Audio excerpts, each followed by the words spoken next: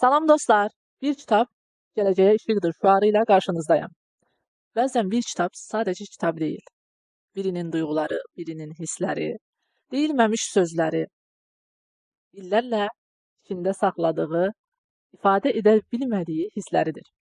Bir neçə həftə əvvəl kənd məktəbində müəllim işləyən dostum şagirdləri ilə başlatdığı bir təşəbbüsdən mənə danışdı və mənə bir kitab hədiyyə etdilər. Təqimdə onların şəkli də var.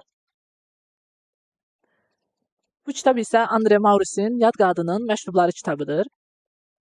Öncəliklə başlatdıqları bu şüar həqiqətən çox təqdirə layiqdir.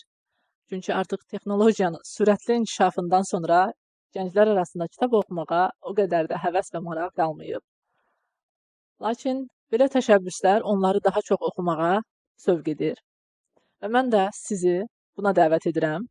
Bir kitab gələcəyə işıqdır şüarı ilə başqasına bir kitab hədiyyə edin.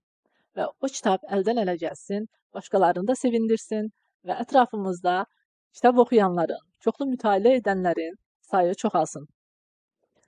Gəlim kitaba. Kitabın ilk adını oxuduğumda bir an dayandım. Yad Qadının Məktubları. Yad. Amma məktub yazacaq qədər yaxın. Mənə elə gəlir ki, bu kitab cavabsız qalan hisslərdən, gizli bağlılıqdan, bir insanın başqa insana olan heç bir zaman ifadə edə bilmədiyi hisslərindən danışır.